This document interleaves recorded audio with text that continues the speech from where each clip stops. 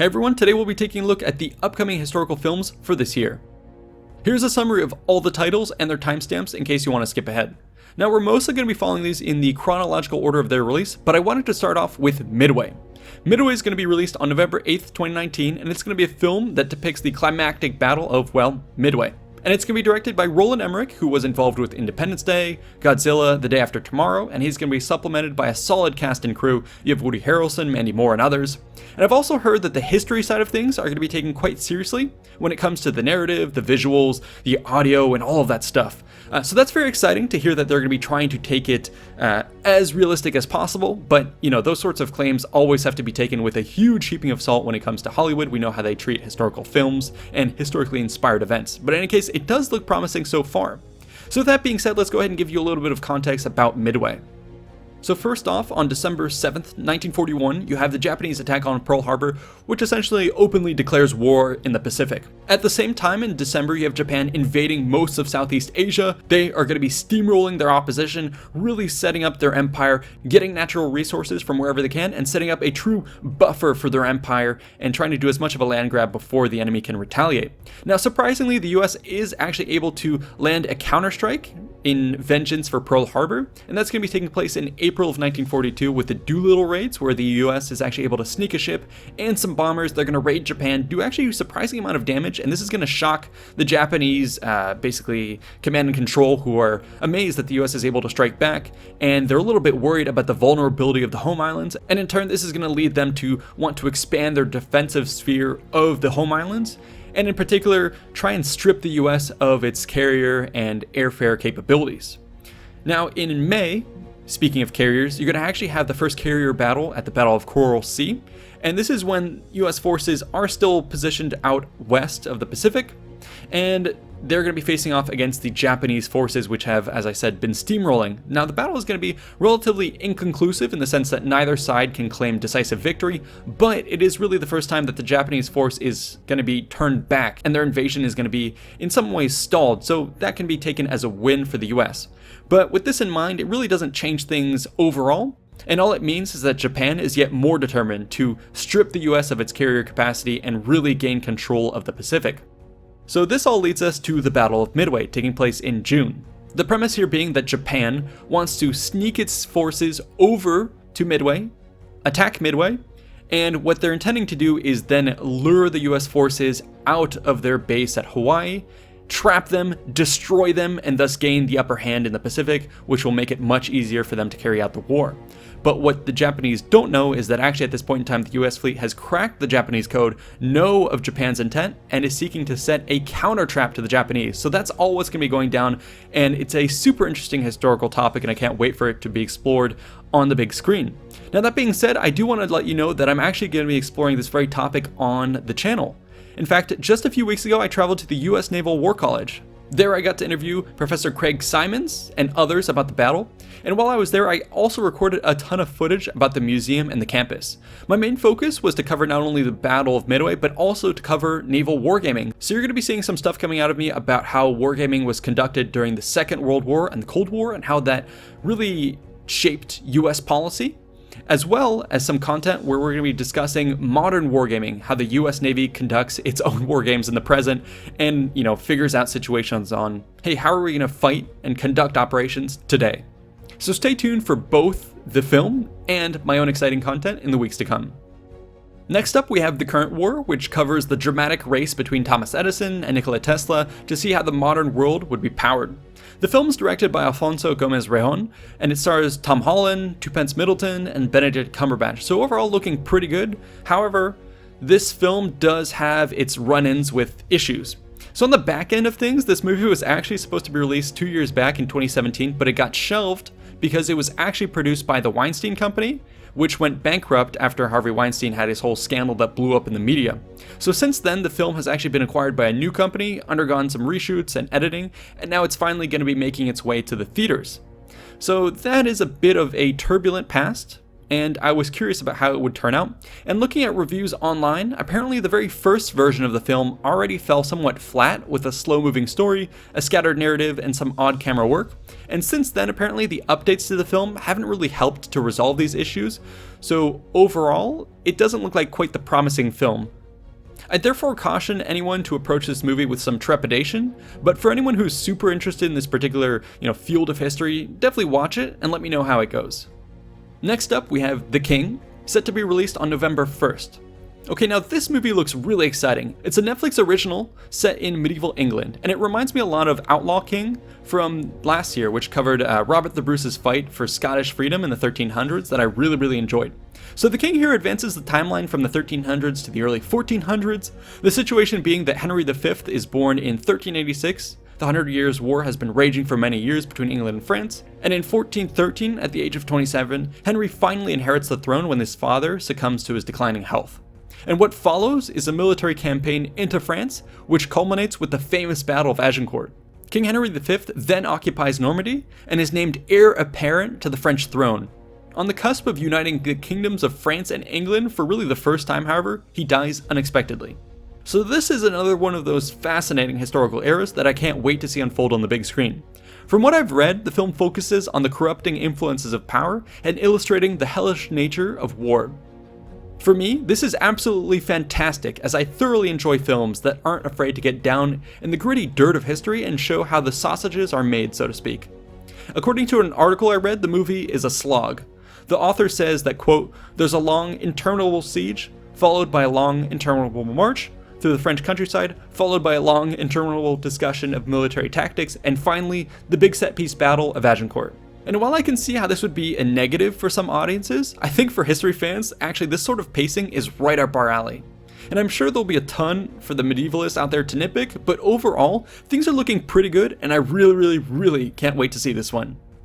Next up, we have The Report, which comes out on November 15th, and this one brings us back to the modern era by focusing on the fallout of 9/11. The main idea here is that in the wake of the War on Terror, there has been much sacrifice in the name of security. Specifically, the film follows the investigation of the CIA's detention and interrogation program. This pursuit, in turn, uncovers the lengths to which the nation's top intelligence agency went to destroy evidence, subvert the law, and hide secrets from the American public. With Scott Burns as director and writer, responsible for The Bourne Ultimatum, and Adam Driver, aka Kylo Ren, as lead actor, I think it's safe to say that the film is in good hands. I'm very eager to see this one and hope that it serves as a reminder to all viewers of the importance of proper checks and balances on our government, and as a warning of the abuses which can unfold in the darkness if no one stands up to say anything. Switching gears a bit, this next one focuses on an engineering competition between Ford and Ferrari to see who can win the famed 24-hour race of Le Mans in France in 1966. So this one is set to come out on November 15th, and on its face, it doesn't really seem like a particularly exciting topic, but if you watch the trailer, it really does a good job of blowing you away and getting you hooked. The director James Mangold is known for his work on films like Logan and is particularly talented at bringing action to life, which will definitely help elevate this movie's racing sequences. In addition, you've got both Christian Bale and Matt Damon working together on screen, which is, very promising. So we can expect their chemistry to also elevate the non-racing scenes and overall raise the engagement level of the movie as the two battle together to build a new, revolutionary car. So based on some early reviews, it looks like all of these factors have actually succeeded in bringing an otherwise dry topic to life. So this one has a ton of potential to be an awesome action drama, and it will definitely be on the top of my watch list. Speaking of potentially dry topics, The Aeronauts tells the tale of an 1862 balloon flight commissioned by the British Association for the Advancement of Science to investigate the upper atmosphere. Yep, a little bit dry there. Anyways, historically the flight was carried out by balloonist Henry Coxwell and meteorologist James Glasher. Apparently their balloon rose extremely quickly, reaching or even exceeding the height of Mount Everest. This ascent caused Glasher to lose consciousness and Coxwell to lose sensation in his hands. Further disaster, though, was actually averted when Coxwell managed to climb up the balloon's rigging in sub-zero temperatures and release a trap valve using his teeth, which allowed them to descend and survive. It's hard to see this being elevated in quite the same way as Ford vs. Ferrari, when the action is all confined to a small basket isolated in the upper atmosphere.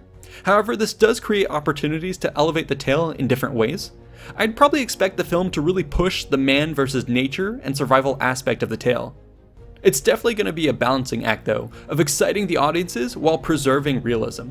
I fear this revisionism will be pushed a bit too far, and hope that they don't go overboard with crazy CGI effects or absurd stunts.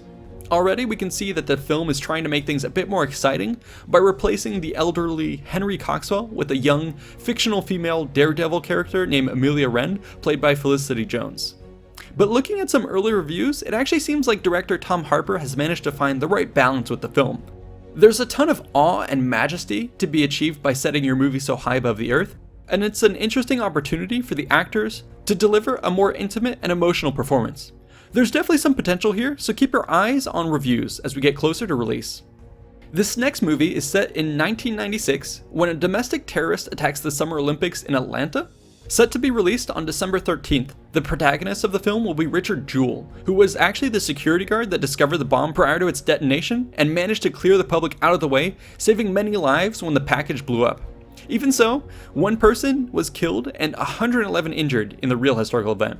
Now at first, Richard Jewell was rightfully hailed as a hero, but the story then took a twist when he became a suspect in the ensuing investigation. Apparently the media ran wild with this fact and so aggressively vilified him that the public swang against him. This trial by media then takes a huge toll on Richard's personal and professional life, despite later being cleared by the FBI. Eventually he's finally going to be exonerated when the real bomber, Eric Rudolph, is discovered. It's directed by Clint Eastwood, so you can definitely expect this to be a solid film with a lot of effort spent on developing the important themes and characters with a sober and mature style. This specific historical event goes to show the dangers of a trial by media, which I think is a topic that is definitely worth exploring in our day and age. Definitely looking forward to this one. Speaking of more pensive, reflective films, A Hidden Life focuses on the tale of Franz Jägerstätter, a conscientious objector from Austria who refused to fight for the Nazis in World War II.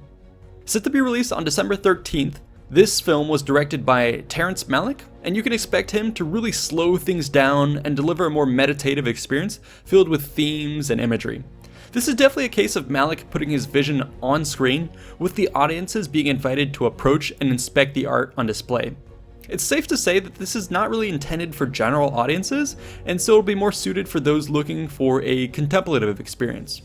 So far, reviews online are definitely in agreement that the film is a continuation of Malick's style, but seem split as to whether he topped his best work or fell shy of it.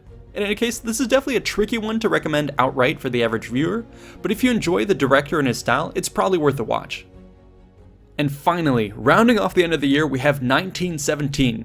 This one, set to be released on December 25th, takes place during the height of the First World War, with the German army having fallen back to the Hindenburg Line and the Allies then seeking an opportunity to finally break the stalemate. The movie follows two young British soldiers who are tasked with the impossible mission of racing against time to deliver a message that will prevent their fellow soldiers from launching an assault right into an enemy trap. The setting itself is interesting as well as the story behind it, but what makes it even better is that the director, Sam Mendes, will be really bringing the audience down to the ground level of the drama by having the entire film take place in one continuous shot. Yep, you heard me right, one continuous shot, that's crazy. That fact, in and of itself, makes this a must-watch for me. The continuous shot effect apparently required tremendous effort to pull off, and was only possible thanks to the premise being baked into the script and the story from the very beginning. This means that what we'll be getting is an immersive experience with a deeply intimate vision of a massive global conflict. I absolutely love when history is told from this ground's eye level and we get to humanize our ancestors from the past. Wow, I'm super excited for this one and can't wait. Anyways, that's it for my roundup of the upcoming history films for this year. Let me know which ones you're most excited for, and definitely stay tuned for that content I was teasing you about with regards to my trip to the US Naval War College. When it comes to Midway and wargaming, it's going to be awesome. See you guys next time.